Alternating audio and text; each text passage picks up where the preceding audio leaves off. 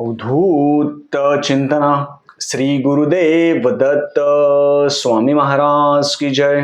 छत्रपती शिवाजी महाराज की जय.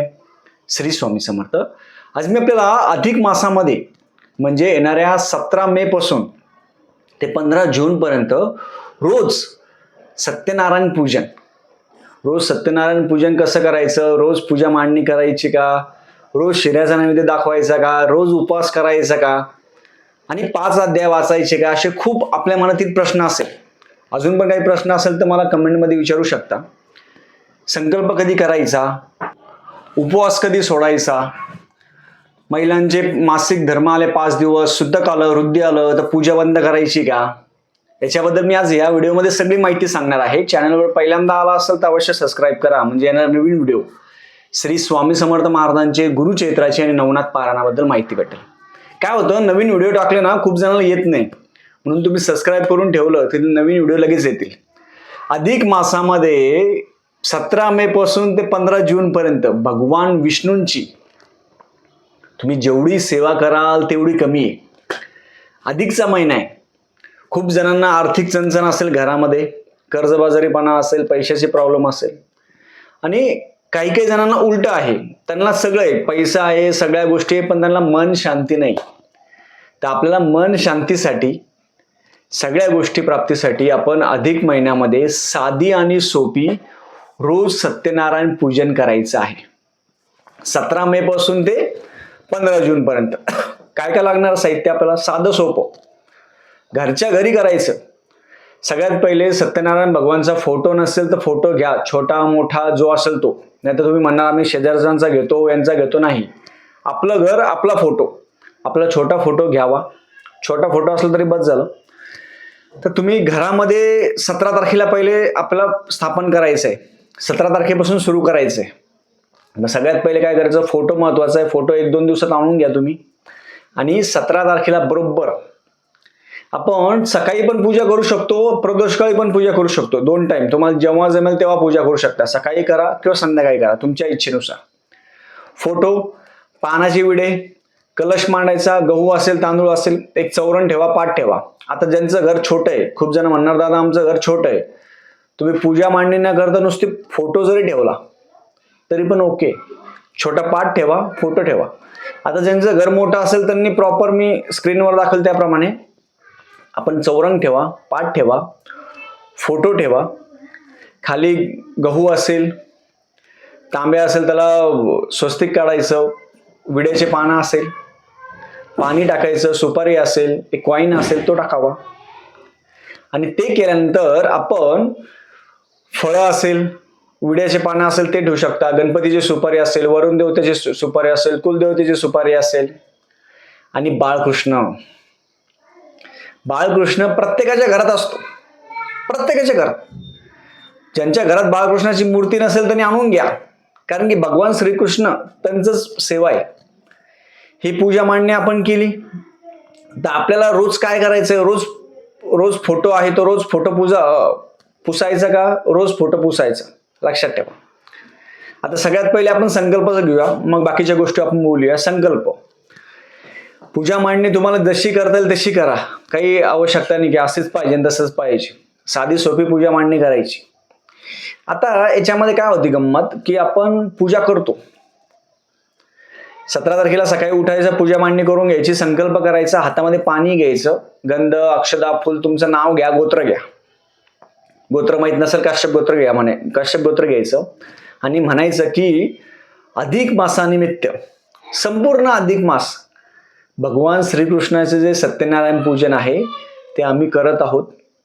पाणी सोडून द्यायचं 17 मे पासून तर 15 जून पर्यंत. या काळामध्ये महिलांचे प्रॉब्लेम आले, सुतक आलं, वृद्धी आलं, या काळामध्ये सेवा कोणती करायची नाही. पूजा झाल्या, आपण पूजा केल्यानंतर सगळ्यात पहिले काय करायचं, रोजची पूजा काय करायची, फोटो पूजन. फोटो काढायचं आणि तिथल्या तिथं फोटो पूजन करून घ्यायचं.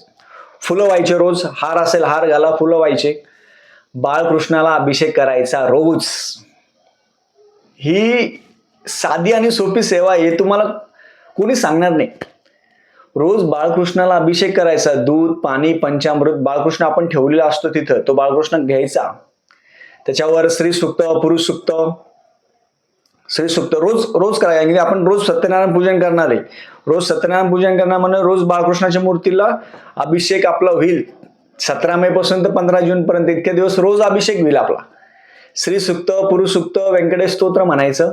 ज्याला काही म्हणता नाही आलं, ओम नमो भगवते वासुदेवाय किंवा ओम कृष्णाय नमः, ओम वासुदेवाय नमः, ओम पद्मनाभाय नमः. भगवान श्रीकृष्णाचं नाव घ्या.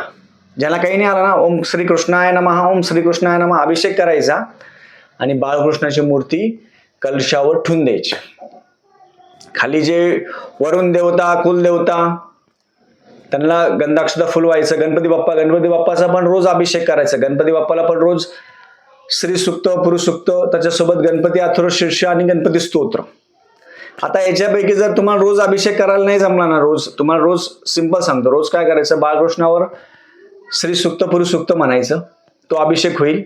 ज्यांना नाही म्हणता आला त्यांनी फक्त कृष्णाय म्हणा. 5-10 मिनिटं दूध आणि पाण्याने मूर्ती रोज धुवायची. रोज अभिषेक करायचा मूर्तीला बाळकृष्णाच्या. नाही तर तसंच ठेवलं 15 दिवस 1 महिना कोणी बघितलं नाही असं नका करू. हे झालं. दुसरी गोष्ट, गणपतीची मूर्ती आपल्या देवघरात असेल त्याला पण रोज गणपती स्तोत्र म्हणा किंवा ओम गणपते नमः म्हणून अभिषेक करायचा. दूध पाणी पंचामृती. रोज पानं बदलायची नाही आपल्याला. रोज पानं बदलायची नाही, रोज सुपाऱ्या बदलायची नाही, काही नाही. जी पूजा आहे ती पूजा मांडायची. 5 अध्याय रोज वाचायचे आपल्याला, हे लक्षात ठेवा. 5 अध्याय आहे ती कथा रोज वाचायची, रोज. बस. आता याच्यामध्ये नैवेद्य उपास करायचं का? उपास करायची गरज नाही. उपास असं काही नाही. तुम्ही सकाळी पूजा करून घेतली तर दिवसभर तुम्हाला काही ताण नाही की. जे सकाळी जाणार असाल, ज्यांना सकाळी जमत नाही त्यांनी प्रदोष काळी करायची.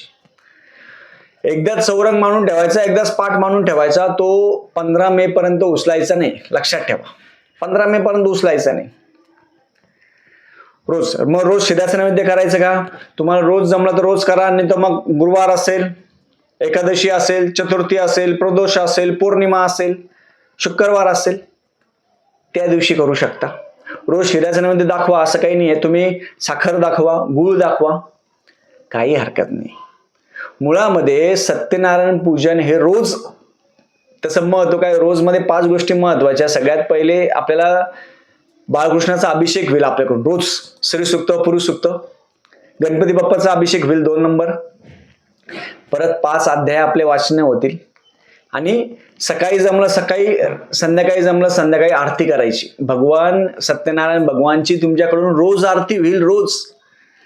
विचार करा, आपण फक्त पौर्णिमेला सत्यनारायण करत असतो, पण अधिक महिन्यामध्ये अशी एनर्जी आहे की तुम्ही रोज सत्यनारायण करायचं. महिलाचे मासिक धर्म असेल त्या काळात 5 दिवस कोणती सेवा करायची नाही. कोणाला वृद्धी सुतकाल सेवा करायची नाही, तसंच ठेवायचं. आता ते जे पानं आपण ठेवलेले, कुलदेवता, वरुण देवता, ते पानं असेल, विड्याचे पानं, ते जर खराब झाले तर तुम्ही आठवड्यातून चेंज करा. आठवड्यातून एकदा पूजा आहे ती चेंज करू शकता. किंवा खराब नाही झाले तर 2 आठवड्यातून चेंज करा. आणि तुम्हाला जर वाटत असेल पानं खराब झाले तर चेंज करा. कलशातलं पाणी तसंच ठेवायचं. कलश मेन येतो तसंच ठेवायचा. त्याचे पानं आजूबाजू चेंज करायचे असेल तर चेंज करा, काही हरकत नाहीये. फक्त पूजा आपण रोज आहे तर पूजा, फुलं आहे ते फुलं वाहतो. दुसऱ्या दिवशी जे वाहिलेले फुलं आहे ते सगळे काढायचे. पूजा स्वच्छ दिसली पाहिजे. नाही तर असं नाही की 2 दिवस झाले, 4 दिवस झाले, त्याच्यावर उंदीर खेळू लागले, तांदूळ खराब झाले, हे खराब झालं. तुम्हाला खराब वाटलं चेंज करा. कारण की ही आपली रोजची पूजा आहे. रोज तुम्हाला पूजा मांडायची का नाही? ती मांडलेली पूजा आहे, त्याला फक्त गंधाक्षता फुल रोज व्हायचंय. त्यातलं जे निर्मल्य असेल, निर्मल्य वास घेऊन सगळं स्वच्छ करायचं. तुपाचा दिवा, तेलाचा दिवा रोज लावायचा पूजा होईपर्यंत. आणि पूजा आपल्याला ह्या कालावधीमध्ये जर बाहेर गावी कुठं जायचं असेल तर मग पूजा कशी करायची? पूजा घरातील कोणीही पूजा करू शकतं. तुम्हाला नाही जमलं नुसतं पुष्प फुलं वाहिले तरी पण होईल. आणि बाळकृष्णाला श्रीसुक्त, पुरुषसुक्त किंवा श्रीकृष्णाय नमः म्हणून रोज अभिषेक केला तरी चालतो. या रोज सत्यनारायण वाचण्याचं महत्व काय आहे तर आपल्याकडून रोज 5 अध्याय वाचले जातील. रोज. जसं आपण फक्त पौर्णिमेला करतो महिन्यातून एकदा, तर रोज 5 अध्याय आपले वाचले जातील. आणि सत्यनारायण भगवानला फक्त भक्ती आणि सेवा महत्वाची, लक्षात ठेवा. त्यांना काहीच आवश्यकता नाही हे पाहिजे ते पाहिजे.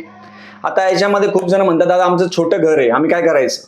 तुमचं छोटं घर असेल तरी पण छोटा फोटो मांडून ठेवा. म्हणजे रोज अधिक मासामध्ये भगवान श्रीकृष्णाची सेवा त्यांच्या समोर बसून तुम्ही सेवा करू शकता. रोज रोज व्यंकटेश स्तोत्र असेल, रोज श्रीसूक्त, पुरुष सूक्त, भगवान श्रीकृष्णाची 1000 नावं असेल, विष्णू सहस्रनाम असेल, तुम्ही त्याच्या समोर बसून सेवा करू शकता. रोज तुपाचा दिवा असेल, तेलाचा दिवा असेल, तो लावू शकता. आणि नैवेद्य काय दाखवायचं मग? हे बघा, रोज आपण जे जेवणार तोच नैवेद्य आपण दाखवावा. वरण भात भाजी पोळी. अधिक मासामध्ये कांदा लसूण खाऊ नका. अधिक मासामध्ये ब्रह्मचर्याचं पालन करावं. मग आता खूप जण म्हणणार आम्हाला ब्रह्मचर्याचं पालन रोज नाही करता जमणार. ठीक आहे, जेवढा दिवस तुम्हाला जमेल तेवढा दिवस तरी ब्रह्मचर्याचं पालन करावं. अधिक मासामध्ये रोज सत्यनारायण भगवानला तुम्ही फळाचं नैवेद्य दाखवू शकता. नैवेद्यामध्ये वरण भात भाजी पोळी आपण रोज जे जेवतो ना, तेच अधिक मासामध्ये भगवान श्रीकृष्णांना रोज नैवेद्य दाखवायचं. रोज. जास्त असं खूप मोठं अवघड नाही आहे, जास्त ताण घेऊ नका. एकदा पूजा मांडणी केली, फक्त रोज तुम्हाला फक्त अभिषेक करायचा आहे. अभिषेक करून 5 अध्याय वाचायचे आणि नैवेद्य दाखवायचा. ते सकाळी करा किंवा प्रदोषकाळी करा, रात्री 12 वाजेपर्यंत करा, काही हरकत नाही. खूप जण जॉब करता, बिझनेस असेल काही असेल, तुमची इच्छा आहे, तुम्ही तुमच्या दुकानामध्ये पण सत्यनारायण पूजनची रोज मांडणी करू शकता, काही हरकत नाही. अधिक मासामध्ये आपलं दुकान असेल, कोणतं शॉप असेल, तिथं पण सत्यनारायण पूजन मांडून ठेवू शकता. परत घरी पण करू शकता, काहीही हरकत नाही. आता पूजा करताना कोणते वस्त्र घालायचे? मग तुम्ही म्हणणार मग आम्ही ड्रेसवर गाऊनवर नाही. आपण प्रॉपर हिंदू संस्कृतीनुसार साडीनुसार आपण घालावं. ड्रेसवर असेल ड्रेसवर पूजा करू शकता, साडीवर करू शकता, काही हरकत नाही. आता खूप जण म्हणतात की पूजा मांडणी केल्यानंतर आमचे लहान लहान मुलं ठेवत नाही, पाडून टाकता. तुम्ही साधा फोटो ठेवा बस. साधा फोटो जरी ठेवला तरी खूप आहे. तुम्हाला कलश मांडण्याची पण गरज नाही. साधा फोटो ठेवा. फोटो ठेवून फोटो समोर अधिक महिन्यामध्ये 30 दिवसामध्ये जास्तीत जास्त व्यंकटेश स्तोत्र, श्रीसूक्त, विष्णू सहस्रनाम आणि भगवान विष्णूंचं नामस्मरण जास्त करायला पाहिजे. आणि रोज आपण दिवा लावणार आहे, रोज दीपदान सेवा आहे, रोज दिवा लावणार आहे. ह्या सेवा जर आपण रोज जर केल्या तर आपल्याला सगळ्या मनोकामना पूर्ण होतील. आपल्याला मन शांत होईल. आपल्याकडे जर सगळ्या गोष्टी प्राप्त असेल ना, तर आपलं मन शांत होईल. आणि आपल्याकडे काही गोष्टी नसेल, सगळ्या गोष्टी आपल्याला प्राप्त होतील. म्हणून मनामध्ये किंतु परंतु न ठेवता येणाऱ्या 17 मे पासून प्रत्येकाने घरच्या घरी सत्यनारायण पूजन रोज करावं. रोज 5 अध्याय वाचायचे, रोज नैवेद्य करायचा, रोज आरती करायची, काही हरकत नाही. उपास करायची गरज नाही. याच्यामध्ये उपास करायची गरज नाही, कारण की ही रोजची सेवा आहे. आता अधिक महिन्यामध्ये पौर्णिमा असेल त्या दिवशी आपण उपास करणार आहे. आता अधिक महिन्यामध्ये आता ही रोज आपण पूजा करतोय, रोज सत्यनारायण पूजन मांडतोय. मग अधिक महिन्यामध्ये मग दुसरं सत्यनारायण मांडायचं का? नाही, हाच सत्यनारायण. अधिक महिन्यामध्ये पौर्णिमा जर आली, हाच सत्यनारायण मांडायचा, त्या दिवशी उपास करायचा, त्या दिवशी सगळ्या गोष्टी करायच्या. म्हणून तुमची प्रॅक्टिस होईल, तुम्हाला रोजची सवय होईल. आणि ज्यांचे सत्यनारायण बाकी असेल, खूप जण म्हणतात आम्हाला सत्यनारायण करायला वेळच भेटत नाही, आमचा योग येत नाही. तुमच्यामध्ये चांगला योग आहे की अधिक महिन्यामध्ये प्रत्येकाने सत्यनारायण पूजन करावं. 30 दिवसाचे 30 वेळा सत्यनारायण पूजन आपल्या घरी होईल. हे पुण्य खूप महान आहे. त्याला फक्त काय लागेल? फक्त इच्छाशक्ती. आपली इच्छाशक्ती पाहिजे. मग तुम्ही म्हणणार हे पाहिजे, ते पाहिजे, ते पाहिजे, 30 दिवस पूजा राहील का? खूप लोक नावं ठेवतील.